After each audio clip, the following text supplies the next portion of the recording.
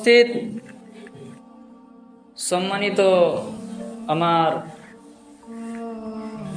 বেলডাঙ্গা গ্রামের আগত প্রত্যেক মুমিন মুমিনা মুসলিম এবং মুসলিমা, আমি আপনাদের সম্মুখে আজকে এই পবিত্র জুমায় যে বিষয়বস্তু পরিপ্রেক্ষিতে কিছু কথা বলবো মনে করেছি, সে বিষয়টি হচ্ছে আল কোরআন। সম্মানীয় শ্রোতা, আজকে আমাদের এই পবিত্র রমজান মাস, এই রমজান মাসের 11তম দিন। আমরা 11তম দিনে আজকে উপস্থিত এবং আজকের ইফতারি হয়ে গেলে 11টা রমজান, 11টা মানে সিয়াম রোজা আমাদের কমপ্লিট হয়ে যাবে। তো এই রমজান মাস এর ফজিলত, গুরুত্ব, মহত্ব সম্পর্কে আমরা আগেও শুনেছি যে রমজান মাসের কতটা গুরুত্ব, কতটা ফজিলত, রমজান মাসের মহত্ব এ সম্পর্কে আমরা গত 3 সপ্তাহ ধরে আমরা শুনে আসছি। তারপরেও একটা কথা বলি, আজকে যে আমাদের 11তম এই মাহে রমজান, এই যে রমজান একটি পবিত্র মাস, এই রমজান মাসের 11তম দিনে আমরা উপস্থিত। আর আমরা জানি যে এই মাসটি ক্ষমার মাস বলেও জানা যায়। মানে এই মাসে আল্লাহ রাব্বুল আলামিন মানুষদেরকে যে পরিমাণে ক্ষমা করে থাকেন অন্যান্য মাসে তিনি অতটা করেন না। অবশ্যই করেন, ক্ষমা অবশ্যই প্রতিটা মানুষকেই করেন, তবে এই মাসটির মানে গুরুত্ব, মাহাত্ম্য এতটাই, আর একটাই কারণ, কেননা এই গোটা মাসটাই মানে কোরআনকে কেন্দ্র করে। আর এই মাসে কোরআন কি হয়েছে, শাহরু রমাদান আল্লাযী উনজিলা ফিহিল কোরআন, এই মাসে কোরআন অবতীর্ণ হয়েছে। তাই এই মাসের গুরুত্ব, ফজিলত অত্যন্ত, এবং এই মাসটিকে ক্ষমার মাস বলেও আমরা জানি। তবে এই নয় যে অন্যান্য মাসে আল্লাহ ক্ষমা করেন না। সম্মানীয় শ্রোতামণ্ডলী, এই জন্য বলা হয়েছে এই মাসে ক্ষমার মাস। অন্যান্য মাসের যে গুরুত্ব, ফজিলত মানে এই মাসে যা রয়েছে অন্যান্য মাসে সেটা নেই। আমরা সকলেই অবগত, সকলেই জানি। আর এই হাদিস বা কোরআন আমরা এ সম্পর্কে শুনেই আসছি।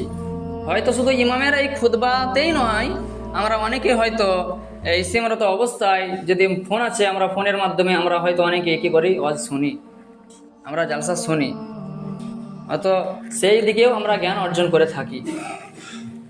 তো সম্মানীয় শ্রোতামণ্ডলী, আমার কথা হচ্ছে যে এই যে 11তম দিনে আমরা উপস্থিত, এই সিয়ামের 11টা সিয়াম প্রায় কমপ্লিট, ধরুন শেষই হয়ে গেছে। তো এই 11টা সিয়াম অতিক্রম হওয়ার পর আপনি নিজেকে এই প্রশ্ন করুন, আপনি কতটুকু আপনি নিজেকে পরিবর্তন করতে পেরেছেন? আপনি পুনরায় সে আগের মতোই রয়েছেন, না আপনি আপনার কিছু খাতা, আপনার কিছু গুনাহকে আপনি কি করতে পেরেছেন, মোচন করে নিতে পেরেছেন আল্লাহর কাছে?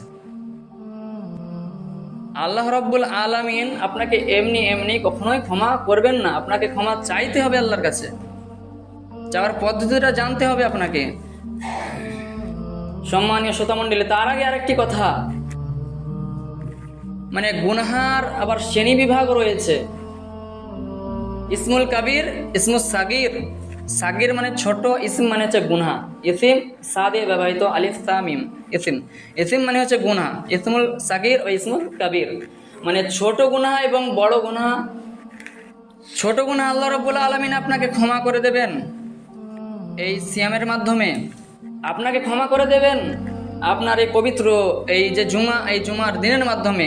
যদি আপনার এই জুমার দিন এবং এই জুমা থেকে আরেক জুমা পর্যন্ত যদি আপনি যথারীতিভাবে আপনি রসুলের পদ্ধতি অনুযায়ী আপনি চলাফেরা করেন, কোরআন হাদিসকে মেনটেন করে, আপনি আপনার দৃষ্টিকে গোচরণ করে, আপনি আপনার যাবতীয় জিনিস থেকে আপনি সে কোরআন হাদিস অনুযায়ী যদি আপনি চলাফেরা করেন, তাহলে অবশ্যই এই জুমা থেকে আরেক জুমা পর্যন্ত আপনার ছোট যে ইসমুল সাগীর মানে ছোট গুনাহ মোচন করে দেওয়া হবে।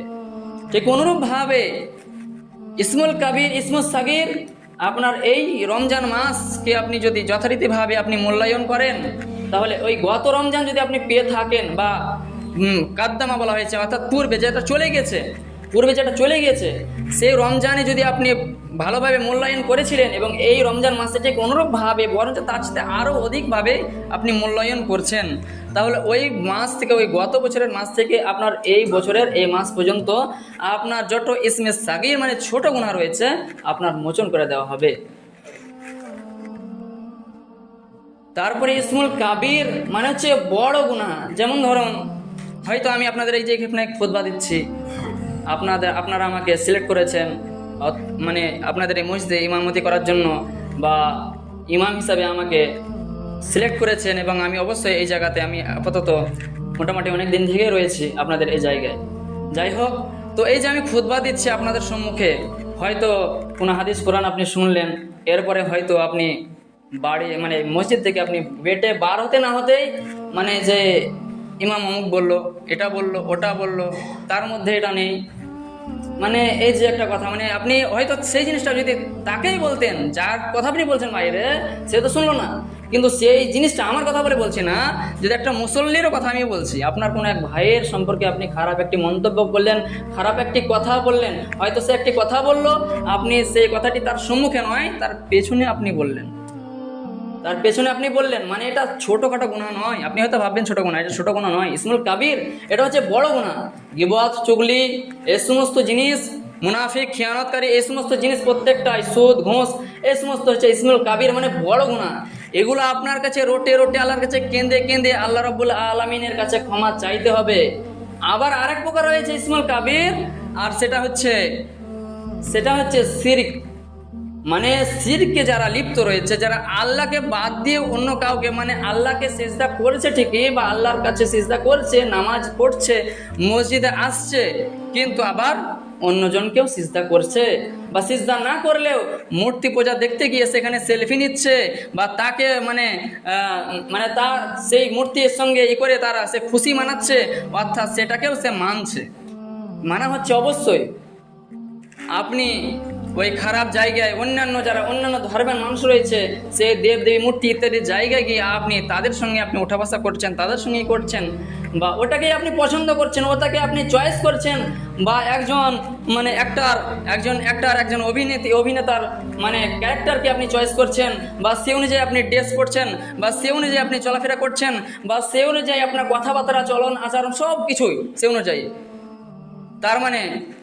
তার মানে আপনি শিরিক করে বসলেন এই জায়গায়, আল্লাহকে বাদ দিয়ে অন্য কাউকে মানে শরিক করা, ওটা ছোটখাটো, এটা শিরিক। যেটা আমি বলছি আপনাকে, বড় ধরনের শিরিক হচ্ছে আল্লাহর কাছে মাথা নত না করে আপনার পীর মাজারের কাছে গিয়ে সিজদা করা, আল্লাহর কাছে মাথা নত না করে অন্য কোনো জায়গায় মাথা নত করা, এটা হচ্ছে বড় শিরক। তবে অনেক ওলামা বলেছেন শিরকের দুই প্রকার, আবার অনেকেই বলেছেন না, শিরকের কোনো প্রকার নেই, শিরক তো শিরক, শিরকের গুনাহ কখনোই মাপ নেই। সম্মানীয় শ্রোতা মণ্ডলী, তাহলে শিরকের গুনাহ যদি আপনি করে থাকি, তাহলে আল্লাহ রাব্বুল আলামিন কখনোই মাফ করবেন না। কিন্তু যদি আপনার মধ্যে ছোট গুনাহ হয়ে থাকে, অবশ্যই এই রমজান এর কাফারা, এই রমজান এই সিয়ামের মাধ্যমে সেগুলো মোচন হয়ে যাবে, সেগুলো পরিষ্কার হয়ে যাবে। আপনার জামা থেকে যেমনভাবে আপনি সার্ফ দিয়ে আপনি কাচেন এবং সেখান থেকে ময়লাকে যেমন আলাদা করা হয়, ঠিক অনুরূপভাবে আপনার সেই গুনাহগুলোকে আপনার অন্তর থেকে, আপনার শরীর থেকে সেগুলোকে কী করা হবে, আপনার আমলনামা থেকে মুছে ফেলা হবে। কিন্তু যে বড় গুনাহ রয়েছে সেগুলো তো আল্লাহ রাব্বুল আলামিনের কাছে আপনি না চান তো ক্ষমা করবেন না। এ ব্যাপারে একবার উদাহরণও দিয়েছিলাম হয়তো আপনাদের সম্মুখে কিছুদিন আগে, হয়তো এখন নয়, হয়তো প্রথমে যখন জয়েন করেছিলাম তার একবার খুতবাতে হয়তো বলেছিলাম, এই সম্পর্কে একটি উদাহরণ দিয়েছিলাম। উদাহরণটি হচ্ছে এই যে এক ব্যক্তি একটা নাপিতের কাছে চুল কাটতে গিয়ে চুল কাটতে গিয়েছে, সে কিন্তু একজন ধার্মিক, সে একজন মুসলিম ধর্মের মানুষ, সে চুল কাটতে গিয়েছে, এবং সে নাপিত যে চুল কাটছে সে কিন্তু হিন্দু সনাতনী। সে তখন বলছে যে পৃথিবীতে মানে এই যে পৃথিবী, এই যে ভূখণ্ড, মানে এই যে পৃথিবী, এই পৃথিবীতে মানে আল্লাহ বলে কোনো জিনিস নেই, মানে ভগবান বা রব বলে কোনো জিনিস নেই, সে বোঝাতে চাইছে ওই নাপিতকে বা বলছে। কেননা সে তার দিকে লক্ষ্য করছে যে কিছু মানে অসহায় মানুষ রাস্তার ধারে ফকির চলাফেরা করছে, উস্কো খুস্কো চুল ঘুরে বেড়াচ্ছে, তাদের হাতে খাদ্য নেই, পোশাক নেই, এবং তাদের একটা জায়গা নেই, বাসস্থান নেই, এবং তাদেরকে লক্ষ্য করে সে এই কথা বলছে। তখন সেই ব্যক্তি তখন বলছে, সেই ধার্মিক, সেই মুসলিম ধর্মের সেই মানুষটি বলছে যে এই পৃথিবীতে কি কোনো মানে নাপিত নেই? বলছে হ্যাঁ নাপিত আছে, আমি আছি বলেই তো আপনার চুল কাটছি। আচ্ছা তাহলে ওই ব্যক্তি চুলকে কাটবে যে রাস্তাতে বসে আছে, মাথার চুল শুষ্ক। তখন সে নাপিত বলছে সে আমার কাছে আসবে, আমাকে বলবে, আমাকে রিকোয়েস্ট করবে, তবেই আমি চুল কাটতে বাধ্য হব, তার আগে আমি কাটতে বাধ্য হব না। ঠিক অনুরূপভাবেই আপনি আল্লাহর কাছে আসবেন, আর কোথায় আসবেন? মসজিদে আসবেন, আল্লাহর কাছে সিজদা করবেন, আল্লাহর কাছে কাঁদবেন, আল্লাহকে ক্ষমা চাইবেন আল্লাহর কাছে, অবশ্যই আল্লাহ রাব্বুল আলামিন আপনাকে ক্ষমা করে দেবেন। তবে আপনার যদি কোনো গুনাহ হয়ে থাকে আপনার পিতা মাতার সঙ্গে, তাহলে আপনার পিতা মাতার কাছে ক্ষমা চাইতে হবে আগে। কেননা আল্লাহ রাব্বুল আলামিন বলেছেন, আল্লাহ রাব্বুল আলামিন তিনার স্থানের পরে পিতামাতার স্থান দিয়েছেন। আপনি আপনার পিতামাতার অবদ্ধ সন্তান, আপনি আপনার পিতামাতাকে কষ্ট দিয়েছেন, আপনি পিতামাতার কথাকে শ্রবণ করেননি, পিতামাতাকে কষ্ট দিয়েছেন, পিতামাতাকে কষ্ট দিয়েছেন। এবং পিতামাতাকে কষ্ট দেওয়া মানে হচ্ছে আপনি পিতামাতার অবাধ্য সন্তান, মানে পিতামাতার কথা মানলেন না, অথচ আল্লাহ তাআলা তিনি বলেছেন তোমার পিতামাতার কথা শুনবে।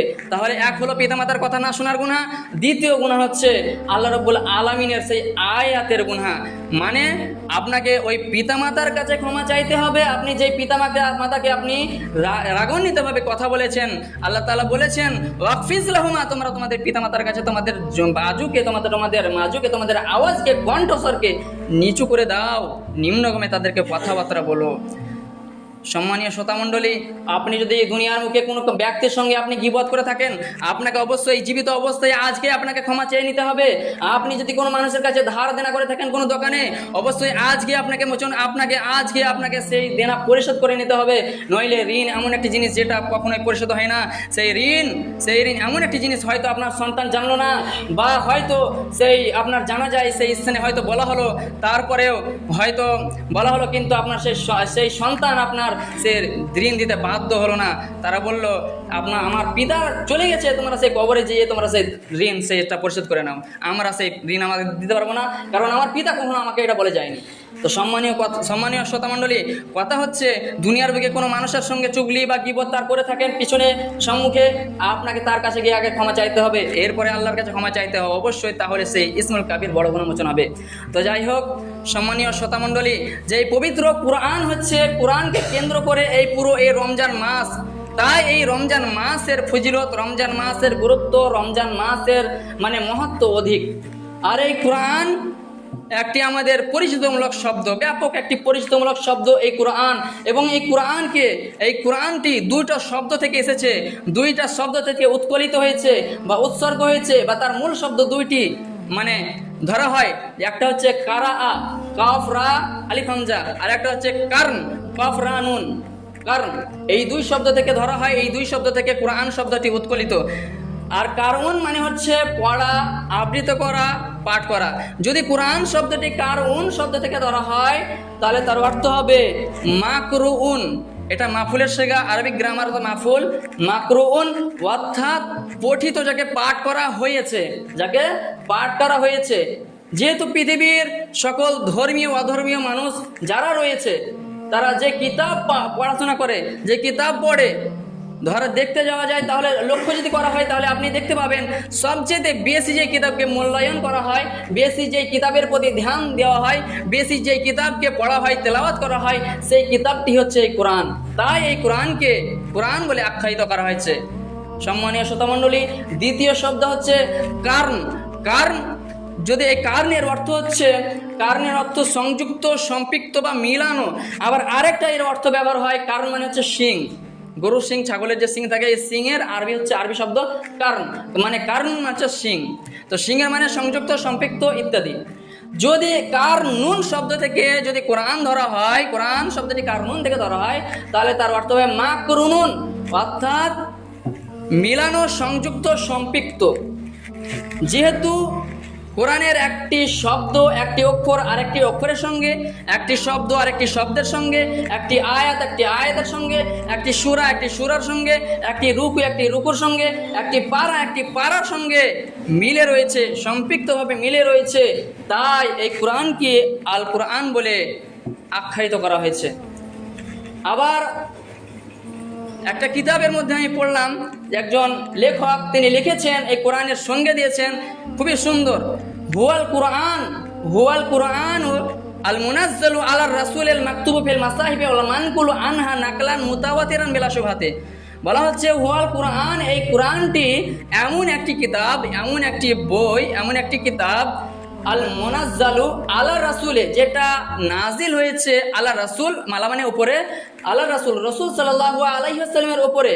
আল মাকতুব, মাকতুব শব্দটি মাফউলের শিগা, আর মাফউলের সে আসল শব্দ হচ্ছে কাতাব, আর কাতাবা মানে হচ্ছে লিপিবদ্ধ করা, লেখা।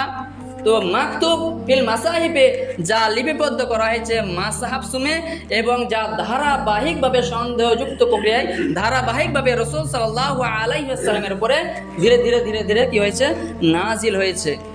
সম্মানীয় শ্রোতামণ্ডলী, আর এই কোরআন একটা মানুষের জন্য, এই মানুষকে যদি হেদায়াত করতে পারে, একজন মানুষকে সঠিক রাস্তায় যদি নিয়ে যেতে পারে, তো এই পবিত্র এই কোরআন, এই কিতাব দুনিয়ার বুকে একমাত্র কিতাব, যে কিতাবটা মানুষের কাছে লাইট, মানুষের কাছে টর্চ। আপনি যদি কোরআনকে আঁকড়ে ধরেন, তো আপনার কাছে এই গোটা দুনিয়াটাই আপনার জন্য লাইট হয়ে যাবে।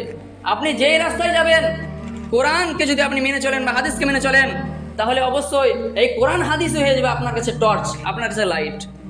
আর কোরআন হাদিস যদি আপনি না বুঝেন, যদি সূর্য উঠে থাকে, এমনকি হাই ভোল্টেজ থাকে, সূর্যের তাপ অত্যন্ত, আপনার গাছ পাতা পড়ে যাচ্ছে, তারপরে আপনার যদি এই কোরআন হাদিস যদি না ধরে রাখেন বা আঁকড়ে না ধরে রাখেন, না মানেন, তাহলে আপনার যে গোটা দুনিয়া আপনার যে অন্ধকার। আপনাকে কোরআন হাদিস কেমনভাবে আঁকড়ে ধরে রাখতে হবে, জানতে হবে এটাই আমার কাছে লাইট, এটাই আমার কাছে লাইট। আপনি দুনিয়াতে চলবেন, কোরআনকে মেনে চলতে হবে, হাদিসকে মেনে চলতে হবে। আর আপনি তো কোরআনই পড়তে জানেন না, তো কোরআনও আমাদেরকে পড়তে জানতে হবে। সম্মানীয় শ্রোতামণ্ডলী, আমাদেরকে রমজান মাসের শুধু সিয়াম রাখলেই হবে না, আমাদেরকে শুধু 5 ওয়াক্ত নামাজ পড়লেই হবে না, আমাদেরকে কোরআন, এই পবিত্র আল কোরআনটা আমাদেরকে জানতে হবে। আমরা উম্মতে মুহাম্মাদি, আমাদের যে কিতাব, এই কিতাবটা আমাদেরকে অবশ্যই জানা দরকার। আমাদেরকে এই দুনিয়াবি যে কিতাবগুলো আমরা পড়ে থাকি, সেই কিতাবের প্রতি যতটা ধ্যান ধারণা দিই, তার চাইতে আমাদেরকে বেশি ধ্যান ধারণা যেটা দিতে হবে, সেটা হচ্ছে এই পবিত্র আল কোরআন। এই পবিত্র আল কোরআন, কেননা এইটাই হবে আপনার সেই দিন সেই হাসরে সেই কুলে আপনার সেই দিন হবে, এটাই হবে আপনার টর্চ, এটাই হবে আপনার লাইট। তো এই কোরআনকে আমাদেরকে মূল্যায়ন করতে হবে, আমাদেরকে এই কোরআন আমাদেরকে অর্জন করতে হবে। কোরআনের হাদিসের আলোকে কোরআন, আল্লাহ রাসূল সাল্লাল্লাহু আলাইহি ওয়াসাল্লাম তিনি বলছেন, যেই সমস্ত মুমিন ব্যক্তি যারা 5 ওয়াক্ত নামাজ পড়ে, রমজানের সিয়াম রাখে, যেই সমস্ত মুমিন ব্যক্তি রয়েছে, মুমিন ব্যক্তিরা যারা সৎকর্ম করে, এক কথায় মুমিন তাদেরকেই বলা হয় যারা সব কিছু বিশ্বাস করে নেয়, আল্লাহ তাআলা কে বিশ্বাস করে, এই পবিত্র কোরআনে যা কিছু বলা হয়েছে এবং হাদিসে যা কিছু বলা হয়েছে, এই দুটো জিনিসে এর সব কিছুই যে ব্যক্তি বিশ্বাস করে নেয়, সেই ব্যক্তি হচ্ছে ইমানদার। আল্লাহকে না দেখে যে ব্যক্তি বিশ্বাস করে, সে ব্যক্তি ইমানদার। ফেরেশতাকে না দেখে যে ব্যক্তি বিশ্বাস করেছে, সে ব্যক্তি ইমানদার। কোরআনের যে আয়াত, প্রত্যেকটা আয়াতকে বিশ্বাস করে, সে ব্যক্তি ইমানদার। যে হাদিসকে বিশ্বাস করে, সে ব্যক্তি ইমানদার। যে আখিরাতের প্রতি বিশ্বাস করে, সে ব্যক্তি ইমানদার। তো এই ইমানদার ব্যক্তিদেরকে আল্লাহ রাব্বুল আলামিন, আল্লাহ রাসূল সাল্লাল্লাহু আলাইহি ওয়াসাল্লাম লক্ষ্য করে বলছেন, ইমানদার ব্যক্তিদেরকে লক্ষ্য করে তিনি একটা হাদিসের মধ্যে বলেছেন, এবং যারা ইমানদার ব্যক্তি, যারা কোরআন পড়ে, তাদেরকে লক্ষ্য করে বলেছেন, এবং যারা কোরআন পড়ে না, যারা মুনাফিক ব্যক্তি কোরআন পড়ে এবং যারা মুনাফিক ব্যক্তি কোরআন পড়ে না, তাদেরকে উদ্দেশ্য করে একটি হাদিসের মধ্যে বলেছেন, আল্লাহ রাসূল সাল্লাল্লাহু আলাইহি ওয়াসাল্লাম বলেন, আন আবি মুসা আল আশআরী রাদিয়াল্লাহু তাআলা আনহু ক্বাল ক্বালা রাসূল সাল্লাল্লাহু আলাইহি ওয়াসাল্লাম, আবু মুসা আল আশআরী রাদিয়াল্লাহু তাআলা আনহু থেকে বর্ণিত, তিনি বলেন, রাসূল আকরাম সাল্লাল্লাহু আলাইহি ওয়াসাল্লাম তিনি বলেছেন, মাসালুল মুমিনে আল্লাযী ইয়াকরাউল কুরআন, যে মুমিন ব্যক্তি কোরআন পাঠ করে, যে মুমিন ব্যক্তি কোরআন পাঠ করে, যে মুমিন ব্যক্তি আল্লাহ বিশ্বাসী, আল্লাহ ভীরু, যে ব্যক্তি কোরআন পাঠ করে, কোরআন তেলাওয়াত করে, মাসালুল উনরুজ্জা, তার উদাহরণ দিচ্ছেন, তার দৃষ্টান্ত দিচ্ছেন আল্লাহ রাসূল সাল্লাল্লাহু আলাইহি ওয়াসাল্লাম একটা লেবু তুল্য, লেবু জাতীয় একটি ফলের। তামুহা তাইয়িবুন, তার স্বাদ আকর্ষণীয়, ওয়া লানু তামুহা তাইয়িবুন ওয়া রিহুহা তাইয়িবুন, এবং তার স্বাদ, তার ঘ্রাণও আকর্ষণীয়, তার স্বাদও আকর্ষণীয়, তার ঘ্রাণও আকর্ষণীয়। একজন মুমিন যে ব্যক্তি কোরআন পাঠ করে। এবং আল্লাহ রাসূল আরো বলছেন, আল্লাহ মাসালুল মুমিনি আল্লাযী লা ইয়াকরাউল কোরআন, এবং যে ব্যক্তি মুমিন ব্যক্তি নামাজ রোজা করে সবই করে কিন্তু কোরআন পাঠ করে না। মাসালুল তামরা, তার দৃষ্টান্ত দিয়েছেন আল্লাহ রাসূল সাল্লাল্লাহু আলাইহি সাল্লাম একটা খুরমা জাতীয় একটি জিনিস।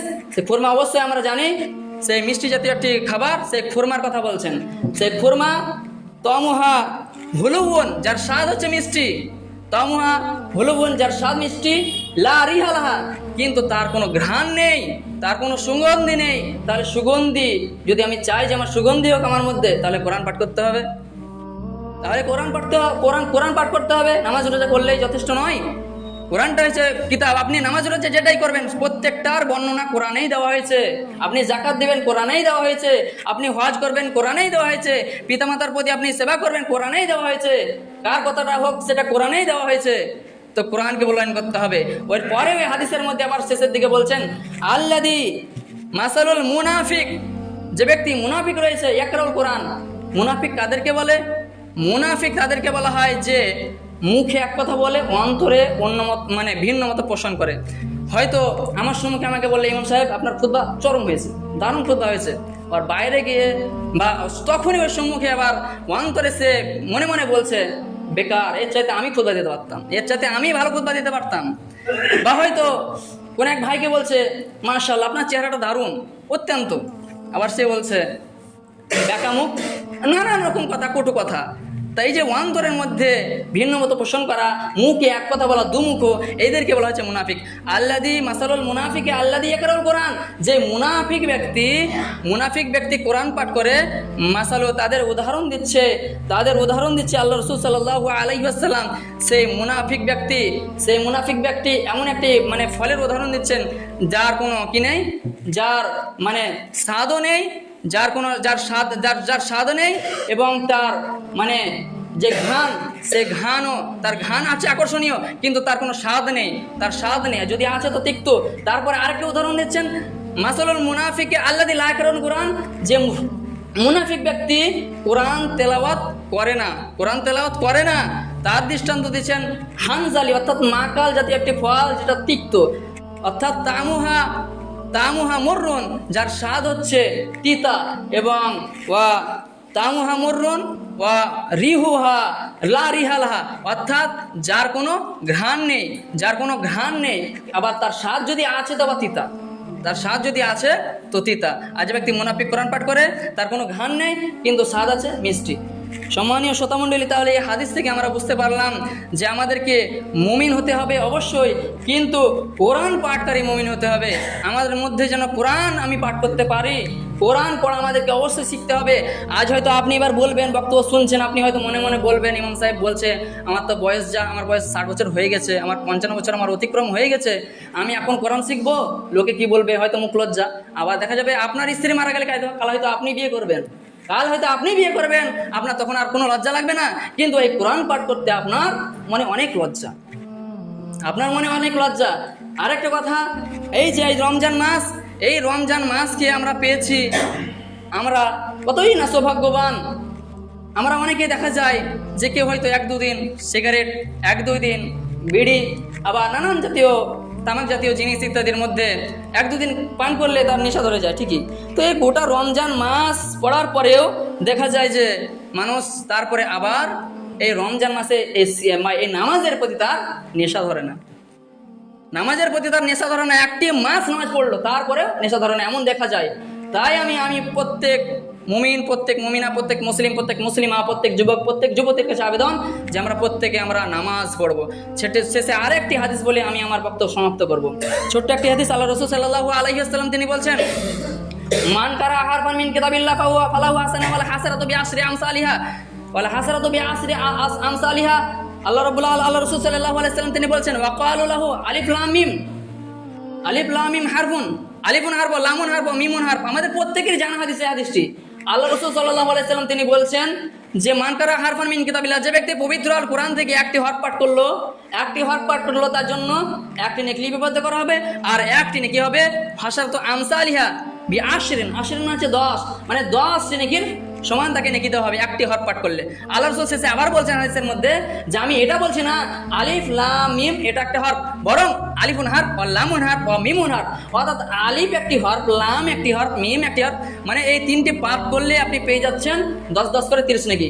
আবার এই রমজান মাস গুরুত্বপূর্ণ মাস, মানে এই মাসে যা করবেন তার দ্বিগুণ নেকির অধিকারী হবেন।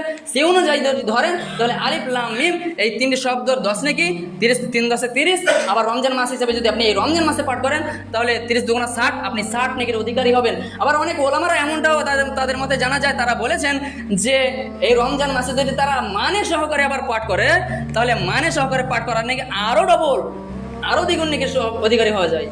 তো পরিশেষে আল্লাহ রাব্বুল আলামিনের কাছে দোয়া করি, আল্লাহ রাব্বুল আলামিন যেন আমাদের প্রত্যেককেই, প্রত্যেক মুমিন, প্রত্যেক মুমিনা, প্রত্যেক মুসলিম, প্রত্যেক মুসলিমাকে এই রমজান মাসকে সঠিকভাবে মূল্যায়ন করার এবং এই রমজান মাসেই যাতে আমরা আমাদের নিজের গুনাহকে মোচন করে নেওয়ার আল্লাহ রাব্বুল আলামিন যেন আমাদেরকে তৌফিক এনায়েত করেন।